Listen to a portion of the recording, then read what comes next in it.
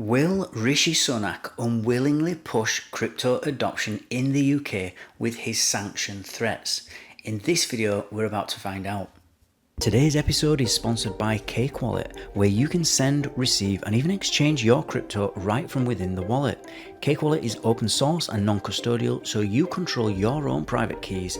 Available today on iOS, macOS, Android, and Linux. And StealthEX, a privacy-centric crypto exchange which enables you to make crypto-to-crypto exchanges anonymously. Hi everybody, and welcome again to another episode of Enter Crypto with me, Chris Kenyon. Now in today's video we're going to be talking about a BBC News programme that was aired recently. Rishi Sunak was on there and he's made a few comments that have got quite a lot of attention, sparked some controversy, and especially from the media. And some of those comments we're just going to go into detail. We've found an article here. Let's read through it quickly, see what we're talking about, and then we can comment on it after.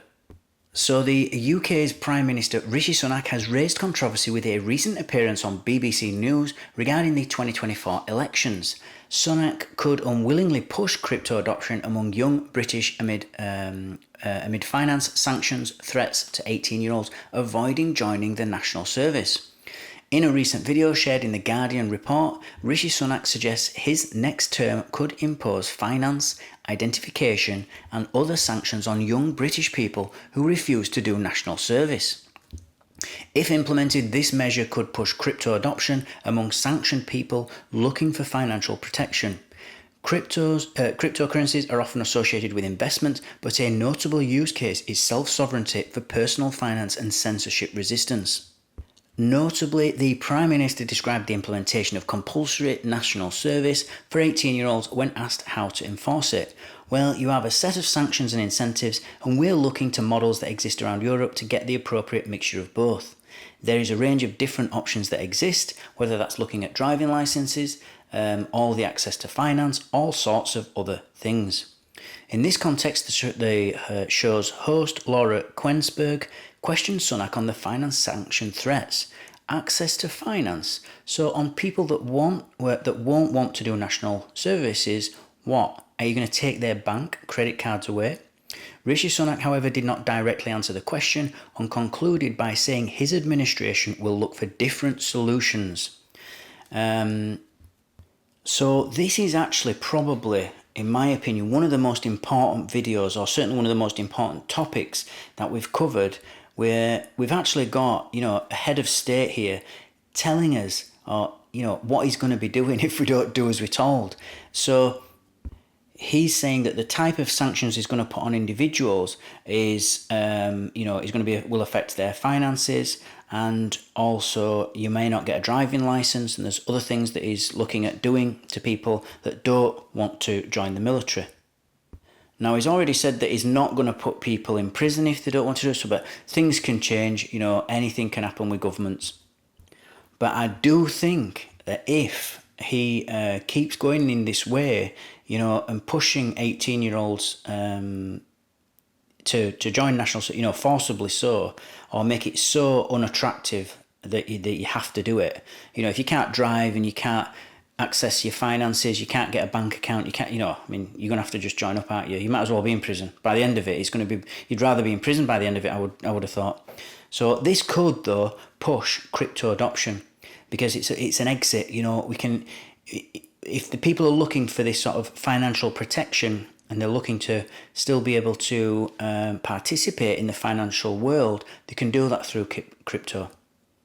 And so crypto really is this kind of alternative means to manage and store your own wealth independently of traditional financial institutions and independently of the government.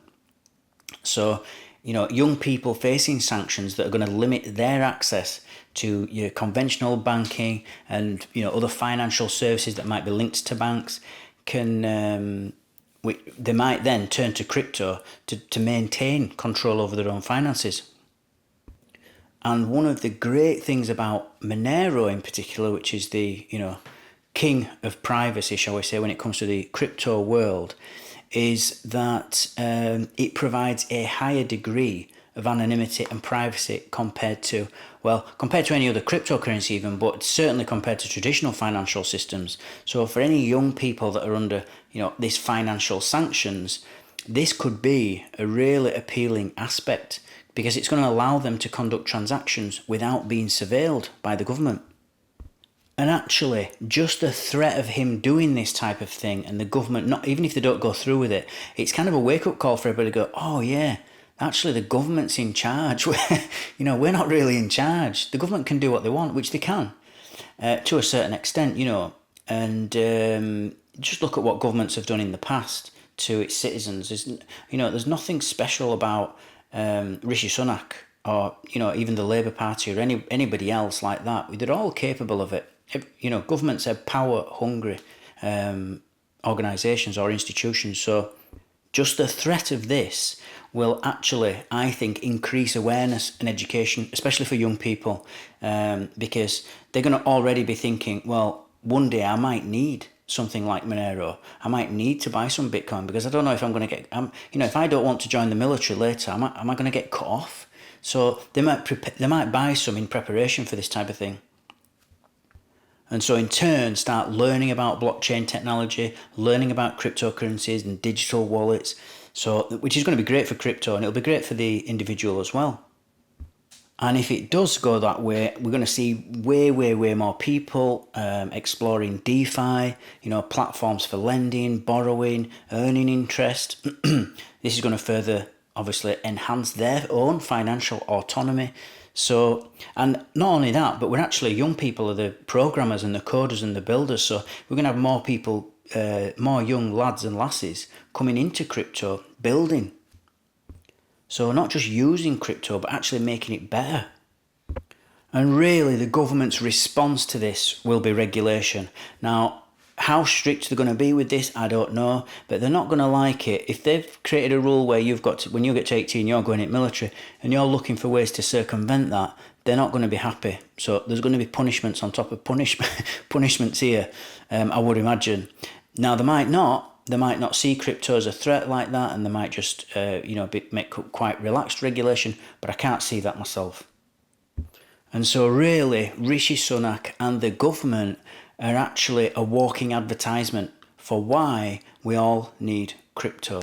They're literally telling us what they're going to do to us if our kids and our young people don't join the military because they've decided that they should. They're telling us out loud. They're saying the quiet part out loud. We should listen to them. And like I say, this is an advertisement why we need crypto and why we should invest in it for the long term. This is not about getting rich quick. This is about the technology. And so that's what I've got for you today, guys. Let me know your thoughts in the comments box below. It's always really interesting listening to you, all your opinions and what you've got to say, especially when you're bouncing off each other. When often I'll log in and I'll see comments where there's 3 or 4 comments in a conversation. It's really interesting. I do read them all. I certainly like them all, and I try to reply to as many as I can. And so don't forget to like, subscribe and click on that notifications bell so that you don't miss out on any future updates. And I'll see you all tomorrow. Take care.